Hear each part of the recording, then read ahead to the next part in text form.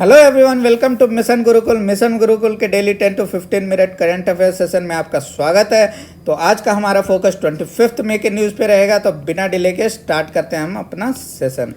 तो सबसे पहले सबसे बड़ी न्यूज़ दो कि साइंस में है। साइंस में क्या है कि अनीता एक टर्म है जो आया है। तो क्या है अनीता एक रेडियो टेलीस्कोप है to detect ultra high energy cosmic neutrinos. और ये कहाँ पे है? तो अंटार्कटिका में है। एक साइंटिफिक बलून है, उसमें फिट होता है ये जो टेलीस्कोप है, और वो डिटेक्ट क्या करता है? Ultra high energy cosmic neutrinos. और ये नासा का फर्स्ट ऑब्जर्वेटरी है of neutrino in any kind. और ये कौन से प्रिंसिपल पे बेस्ड है? तो अक्सरान प्रिंसिपल जो है उस पर बेस्ड है। और इसको अक्सरान ये भी बहुत ज़्यादा इम्पॉर्टेंट है। और इससे क्या पता चलता है कि this could be A proof of parallel universe. यहाँ पे जो सारे पॉइंट्स लिखे हुए हैं सारे ही बहुत ज़्यादा इंपॉर्टेंट है। ये 2006-07 में लॉन्च हुआ था। इसका 4th वर्जन लॉन्च हुआ था, लेटेस्ट जो है 2016 में। तो चलिए इससे क्वेश्चन कर लेते हैं। यहाँ पे हमने डाला है क्वेश्चन कि which of the following is not related to Antarctica. और इसमें जो ये टर्म है, ये टर्म है, ये टर्म है, ये तीनों टर्म क्वेश्चन पूछे जा चुके हैं यूपीएससी में। तो हम लोग डिस्कस करते हैं। आइस क्यूब है तो हाँ बिल्कुल है। अनीता है तो बिल्कुल है, अभी पढ़ा हमने। INDARC है तो नहीं, ये आपका आर्कटिक ओशन से रिलेटेड है। तो इसको आप कमेंट करके बताइए क्या है, क्योंकि ये यूपीएससी में पूछा जा चुका क्वेश्चन है। और नीचे हम लोग क्वेश्चन करेंगे इस पे अभी, तो हम को पता चल जाएगा कि ये क्या है। साथ ही साथ अमेंडा है तो हाँ अमेंडा भी है। ये तीनों आपका अंटार्कटिक और एक तरह से न्यूट्रिनो से ही रिलेटेड मिशन है। तो इनको पता होना चाहिए, क्योंकि ऐसे क्वेश्चन पूछे जाते हैं और किस लेवल कितने डेप्थ में पूछे जाते हैं वो हम लोग ये क्वेश्चन करके देख लेते हैं, जो कि यूपीएससी में आ चुका है। In context of modern scientific research consider the following statements about ice cube. देखिए ये 2015 का यूपीएससी का क्वेश्चन है। A particle detector located at south pole. Ice cube के बारे में इन्होंने बताया कि ये है जो रिसेंटली न्यूज़ में रहा है। तो ये क्या है? तो this is the world's largest neutrino detector encompassing a cubic kilometre of ice. तो देखिए आपको कितना डिटेल में पूछा गया है। अगर कुछ चीज़ वर्ल्ड लार्जेस्ट है तो उसके बारे में पूछा गया, तो हम लोगों ने यहाँ क्या पढ़ लिया?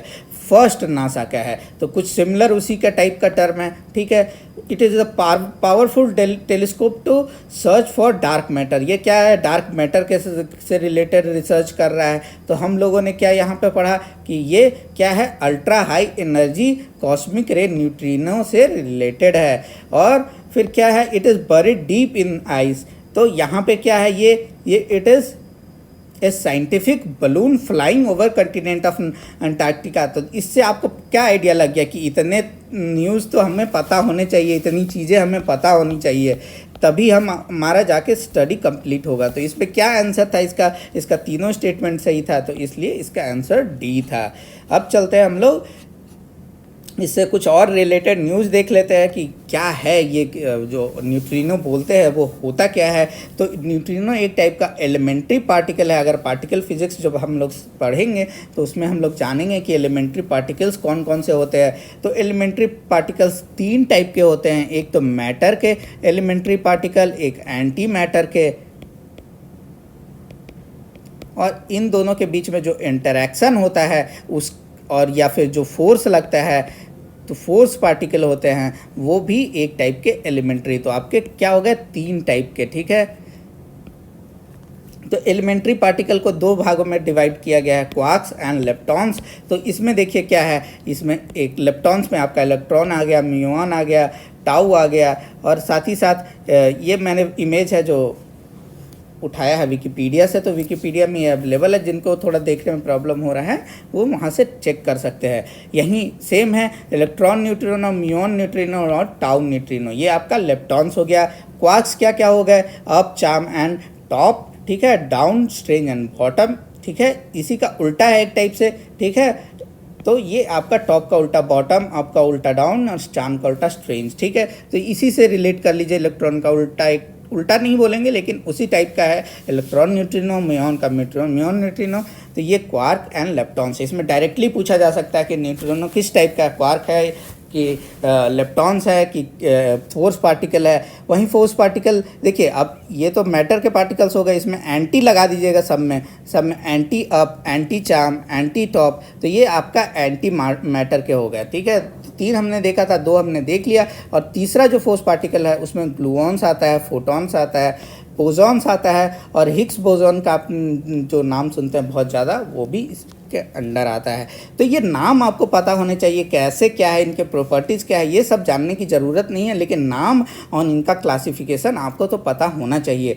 डायरेक्टली इस पर क्वेश्चन आ सकता है, which of following is not an elementary particle.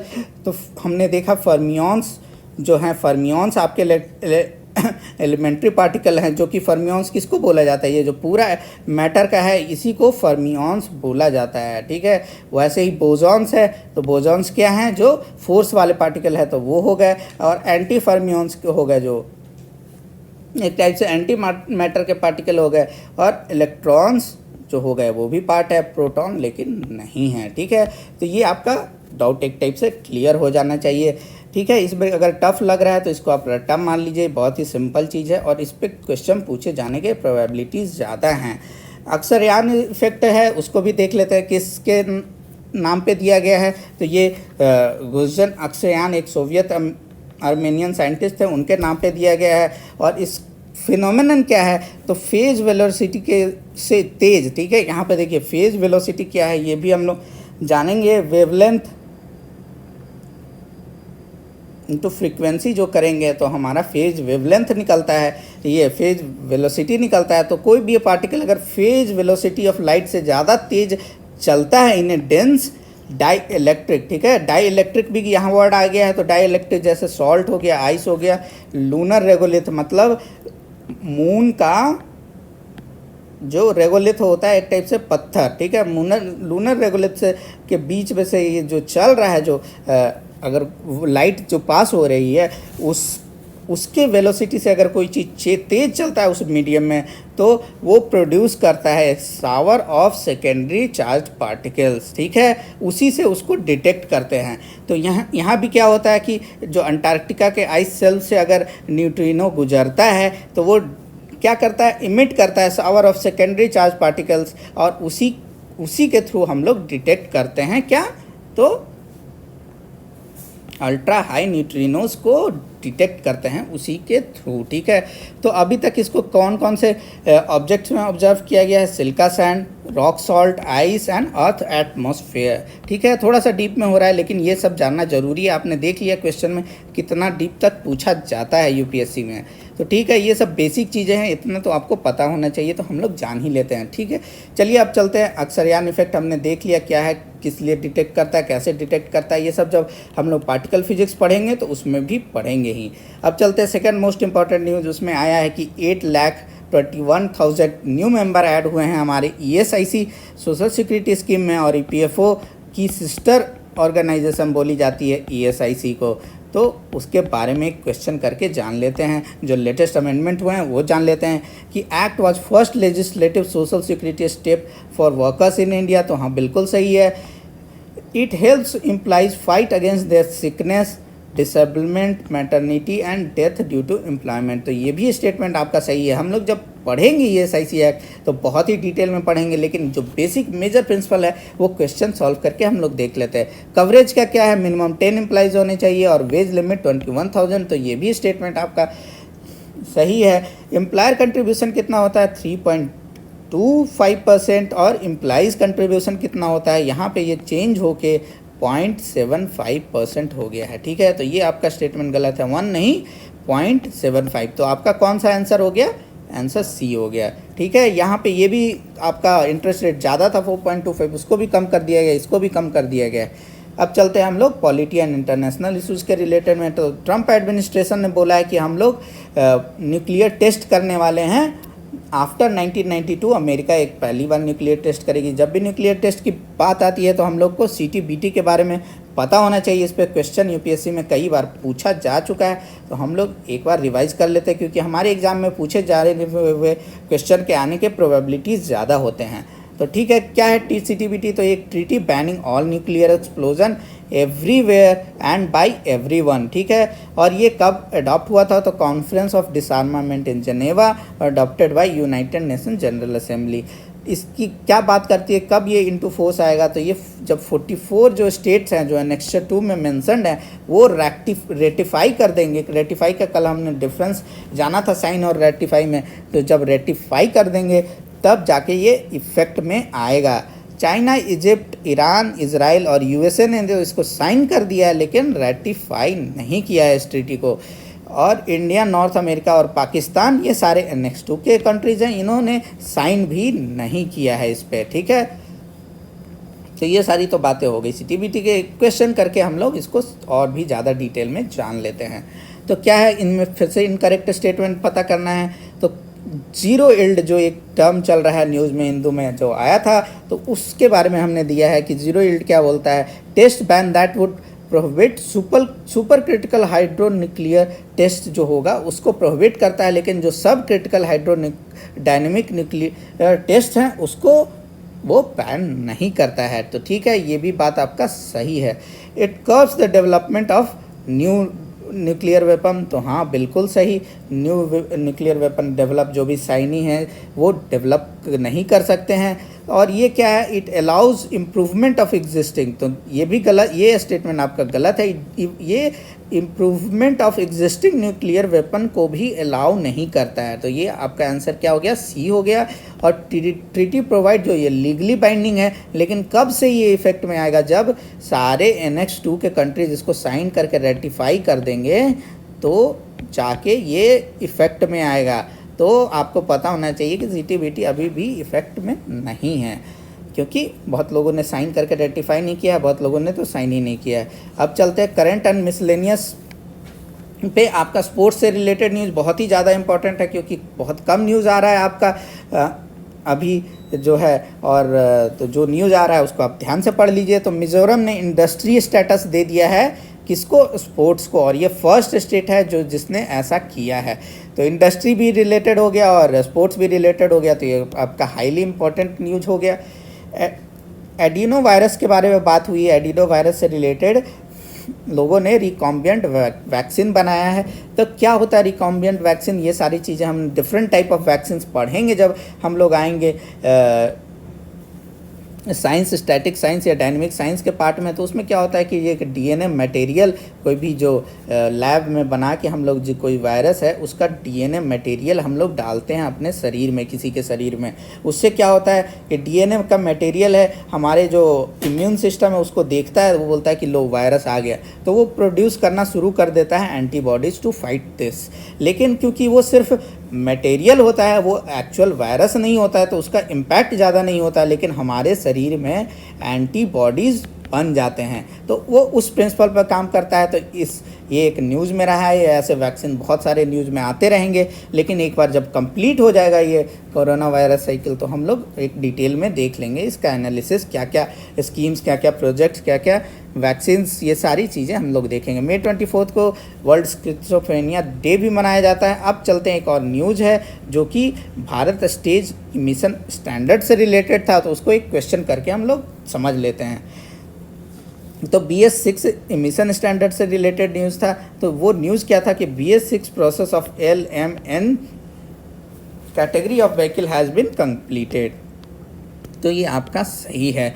इससे रिलेटेड जो न्यूज़ था उसमें क्वाड्रीसाइकिल न्यूज़ में था कि क्वाड्रीसाइकिल किस टाइप का एक व्हीकल होता है कि एक 4 व्हीलर होता है, लेकिन उसका जो इंजन और साइज ये सब है वो एक टाइप से ऑटो रिक्शा या 3 व्हीलर के टाइप होगा। तो ऑटो टाइप रहेगा लेकिन लगेगा कार, ठीक है।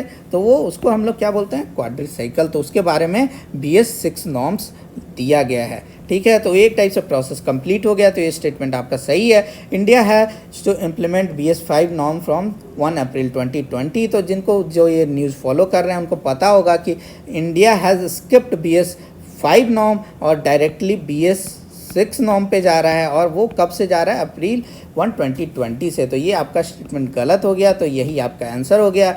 और it is based on European regulation, ये सही है। इसको कौन इम्प्लीमेंटिंग जो टाइमलाइन डिसाइड करता है वो सेंट्रल पॉल्यूशन कंट्रोल बोर्ड, जो कि मिनिस्ट्री ऑफ एनवायरनमेंट के अंदर है, वो डिसाइड करता है। तो ये भी आपका स्टेटमेंट सही है। अब चलते हैं हम लोग बोनस फैक्ट्स की और बोनस फैक्ट्स भी देखेंगे, साथ में जो न्यूज़ फिर से आ रहे हैं उनको रिवाइज करके थोड़ा सा एडिशनल फैक्ट्स जान लेंगे हम लोग। तो चलते हैं वन लाइनर में। वन लाइनर में बहुत लोगों ने जो ये रिसेशन चल रहा है उसको नाम दिया है, किन्होंने बोला है, आईएमएफ ने बोला है ग्रेट लॉकडाउन। तो कोई भी छोटे मोटे एग्ज़ाम होते हैं उसमें ये पूछा जा सकता है कि ग्रेट लॉकडाउन किसने टर्म दिया है, ठीक है। मॉर्गन स्टैनली ने जीसीआर बोला है ग्रेट कोविड-19 रिसेशन। ईडी यार्डेनी ने बोला है ग्रेट वायरस क्राइसिस। वैसे ही अभी जो न्यूज़ में चल रहा है वो पैंडेसेशन, उसको डेविड मैक विलियम्स ने दिया है। तो ये भी आप एक टाइप से जान लीजिए। रीस्टार्ट क्या है? रीस्टार्ट एक आंध्र प्रदेश का स्कीम है to restart and support MSMEs, ठीक है। Grand Ethiopian resistance dam GERD है, वो क्या होगा? नील नदी पे होगी और ये इथोपिया बना रही है। आफ्टर कंप्लीशन ये अफ्रीका की सबसे लार्जेस्ट डैम होगी, ठीक है। अब चलते हैं हम लोग यूपीएससी CSE से रिलेटेड। तो इनलैंड वाटर ट्रांजिट ट्रेड जो कि इंडिया और बांग्लादेश के बीच में साइन हुआ है, उस पर सेकेंड एडेंडम जो डाला गया है, तो उससे रिलेटेड न्यूज़ है। तो आप अगर ज्योग्राफी जहाँ भी है वहाँ पे आप जितने भी वाटरवेज हैं, ठीक है ना, जो नेशनल वाटरवेज हैं उनके बारे में आप जान लीजिए। इसमें कौन कौन सी नदी इन्वॉल्व है, रिवर जो इन्वॉल्व हैं उसके बारे में जान लीजिए। रिवर अगर बहुत बड़ी है तो उसके ट्रिब्यूटरीज़ के बारे में जान लीजिए, क्योंकि ये ऐसे क्वेश्चन पूछे जाते हैं जहाँ ज्योग्राफी न्यूज़ होता है। इंडिया चाइना बॉर्डर पे डिस्प्यूट चलते जा रहा है और वो 4 एरियाज़ में हो रहा है। 4 एरियाज़ आइडेंटिफाई किए गए हैं, तो वो 4 एरियाज़ भी आपको पता होना चाहिए। मैप खोल के आपको वो एरियाज़ देख लेने हैं, ठीक है, क्योंकि उस पर क्वेश्चन आ सकता है। कटकारी ट्राइब जो कि एक PVTG यानी जो बहुत ज़्यादा वल्नरेबल ट्राइब ग्रुप हैं, उनके बारे में एक जो ये ट्राइब है और ये कहाँ रहती है, तो ये रायगढ़ और पालगढ़ और रत्नागिरी और थाने डिस्ट्रिक्ट ना, ये कहाँ के हो गए? थाने डिस्ट्रिक्ट ये सब महाराष्ट्र के हो गए, और कुछ प्लेसेस ऑफ गुजरात। तो ये सारे न्यूज़ में रहे इसलिए हमने डाल दिया। राजीव गांधी किसान न्याय योजना, इस पे हम लोगों ने पहले भी बात की थी। इसमें क्या होता है कि जो कोई स्पेशल क्रॉप उगा रहा है, यानी राइस, मेज या शुगर केन उगा रहा है, उसको गवर्नमेंट सपोर्ट करती है कुछ पैसा दे करके।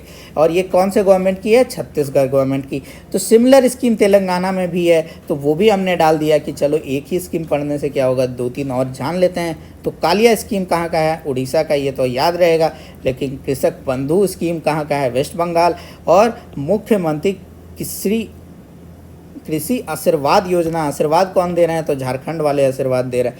हाँ, और रायता बंधु ये आपका तेलंगाना का है। तो ये एक टाइप से आप दिमाग में रखिए, कभी छोटे मोटे एग्जाम में आपको पूछा जा सकता है। डोमिसाइल न्यूज़ जो हमने JNK का बहुत क्वेश्चंस के साथ हम लोगों ने देख लिया था, उसमें क्या है?